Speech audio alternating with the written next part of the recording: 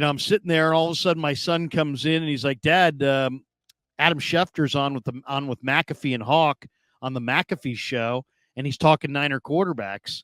And I'm like, "Oh, really?" So we, popped it on, and sure enough, it was Pac-Man Jones who kind of asked him, "Hey, what's up? What's going on with Trey Lance? What's your read on the Niner thing?" And they kind of revisited it, and several of the answers, I guess, could be categorized as nothing new, Jesse, but I don't know. It sounded a little different to me. I don't know. You and Grant maybe touched on this, but the line that caught me was there's no trade market at all for Trey Lance. And that to me is surprising. I mean, I realize he's making a little bit more money because he was the third pick in the draft. I realize that he hasn't hit this, taken the league by storm, right? But he's hardly been some train wreck. He's super great guy, super athletic. Not that the Niners need to trade him, period, but no trade market at all for Trey Lance. Does that surprise you at all? Did you guys talk about this today at all? We didn't. We had topics lined up, and then we both kind of caught that last minute. We briefly touched on it, but not a whole bunch. The Schefter, just as a whole, the Schefter interview seemed to me like it was a lot of speculation. He didn't have a whole lot of answers. Not different than what we said, but you're right. That is the one thing that was different.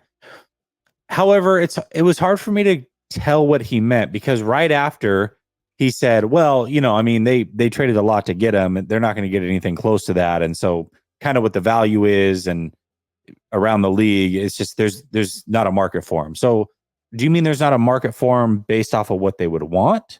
Or there just was nobody willing to trade for him? I feel like those are two different things. And so if the 49ers have an asking price out there, like Jimmy Garoppolo was a good example of this.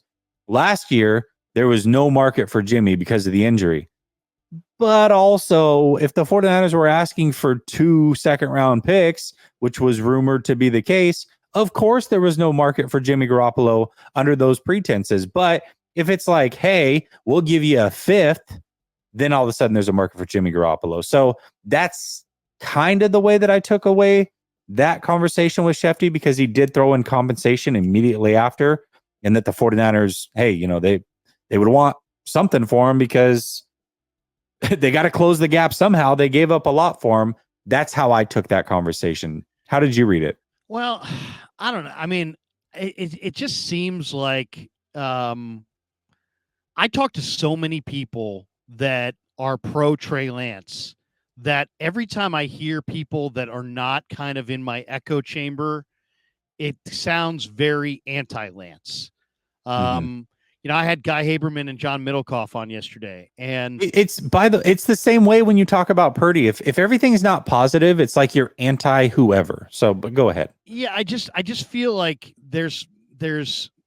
I really like Trey Lance in the draft, and to me, when I did the deep dive on the Hall of Fame quarterbacks, and I realized that basically almost every Hall of Fame quarterback that's ever made it to the Hall in the NFL started slowly. Suddenly, Trey's 2-2 record, 5 touchdowns, 3 interceptions, and somewhat slow development doesn't look nearly as like, wow, what the heck's wrong here?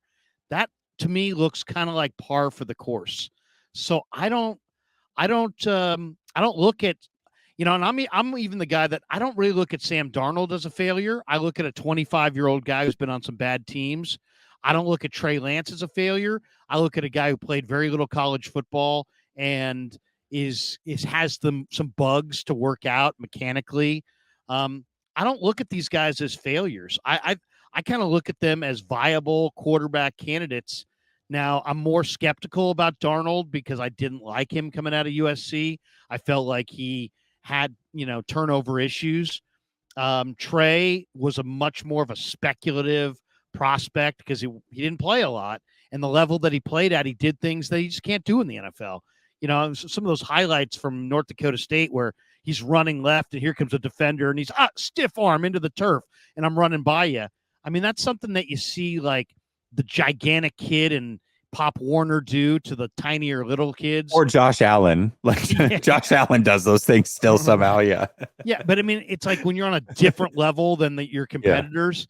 So I don't look at, I do think Purdy's the best they've got, but I'm more, I'll say this, Jesse, I'm more pro Purdy and what he's done than I am anti Lance or anti Darnold and what they haven't done. Does that make sense? Oh, yeah. I think that's totally, again, you're always going to be painted in a box. And so the 49ers have put fans and content creators. I mean, we're fans, right? You're a fan. I'm a fan. We're very open about that.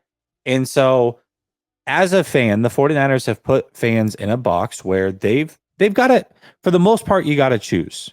Some people will say, oh, I'm fine with either quarterback, which I think is true. If as long as the 49ers are winning, we're ultimately fine with any of the quarterbacks. But until the games are played, it doesn't mean we don't have a preference. And so on this platform, we're going to speak that preference. And if you speak that preference and it's different than what other people think, then all of a sudden you're a hater of the other guy. And I just think that couldn't be further from the truth. It just means that you prefer one over the other, but it doesn't mean you dislike the other one. I think both are totally okay. And I don't think that I wouldn't want to give up on Trey, but that was the takeaway today. I thought it sounds like Schefter is talking to people who don't believe in Trey Lance.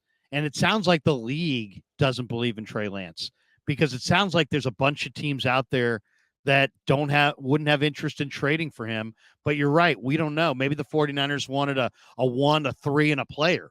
And the price tag, it's all relative to your ask, right? For sure. So that was one of it.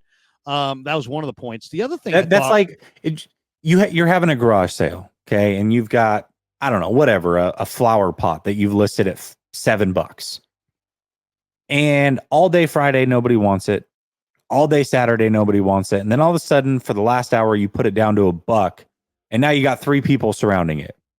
So did nobody want the flower pot, or they just didn't want it at $7, right? Like, that's the way that I look at this. It all comes down to the asking price as far as what somebody's value is and what they're worth. And it also speaks to nobody really has a conviction on a player that hasn't played a lot. I mean, if they did, if this kid had lit it up at Michigan or lit it up for Notre Dame or something, then I think there would be somebody in the league, regardless of how it went so far, that would have a conviction. But because he barely played, and he played at North Dakota State at the FCS level, and that team that he was on was the equivalent of like the best year of Alabama football. I mean, I would say North Dakota State's more dominant on their level than Bama is on their level. So maybe teams just looked at him and said, you know what? He's on a powerhouse team. He played 1 year of ball after high school, and we can't evaluate him, and we don't have that conviction. I'm kind of wondering this. I thought the Niners should have gone with Aaron Rodgers first in the 1995 draft, and they didn't. And I was convinced that Aaron Rodgers would go 2, 3, 4, 5, 6, 7. I thought he'd go pretty quickly. He went like 23, right, or 24. So to a team that had a Hall of Fame quarterback already in place, right? And then they sat for 3 years or 4 years. So my question, I guess, would be, if the Niners had not drafted Trey Lance, would anybody have drafted him in the first round? Was he going 1 pick later? Was he not going in the middle? I mean, I kind of wonder about that now. I mean, I kind of wonder. We're never going to get the answer. Nobody is on record as saying, you know what, if he had been there, we would have taken him. I thought I'd read reports that Indy had a real high grade on him. Maybe Atlanta and a couple other organizations. Yeah. Panthers, I heard him as well. But I mean, how far would he have fallen? Where would he have gone if he hadn't gone top 3 to the 49ers? I don't know. I really don't know. So I'll say this. My feeling on Trey Lance is the only reason I never wanted him traded. I just predicted he would be traded because there was so much smoke. But even myself, and I said it at the time, if he's traded for nothing, I'm going to be highly critical of that. if he's traded for something great, like a late first or an early second round pick, and you could turn it into Michael Mayer or something great that you could help you win a Super Bowl, I'm okay with that. And I still feel the same way to this minute. If the 49ers move him, I don't care what happens in this competition this summer. I really don't. If Brock Purdy's the starter and Trey Lance is the backup, and the 49ers trade Trey Lance and they trade him for something that's a future third or something, I'm going to be pissed. Because to me, the only way I would trade Trey Lance before the draft or on the draft day or even today is if you get something that helps you win the Super Bowl this year. Otherwise, I'm really not interested in even having the discussion. And I don't even care about his quarterback salary and where it sits, because Purdy's making beans, and your quarterback room as a whole is one of the cheapest, if not the cheapest, in the whole league. So I don't want to move Trey Lance unless you get something significant for him. That being said, if Purdy is your guy, and Trey Lance is not your guy, I'm okay with moving him, but I need something that's going to help the 49ers win the Super Bowl this year. Otherwise, I would rather just use him as an insurance policy, because if Purdy goes down, and history tells us these quarterbacks are going down, I want Trey Lance as one of my options. How do you feel? Yeah, I'm 100% on board with that. In fact, I've had a couple shows over the last few weeks that have said basically the same thing. You don't get rid of them just to get rid of them. But if the 49ers truly believe that Purdy is their guy, whether I agree, you agree, none of that matters. If they believe Purdy is that guy, then you do move on from the backup quarterback, especially if you have a guy there like Sam Darnold that they supposedly believe in as well. If you can get anything decent for him, maybe it's him for Chase Young, or him and a fourth for Danielle Hunter, or something like that. I think you got to at least kick the tires on it. I mean, if he's not going to get any burn unless somebody gets injured anyways, and if that somebody gets injured and you like Sam Darnold, then I say you go get somebody that might be able to start opposite of Bosa, if that's available to you. Yes, I agree with that.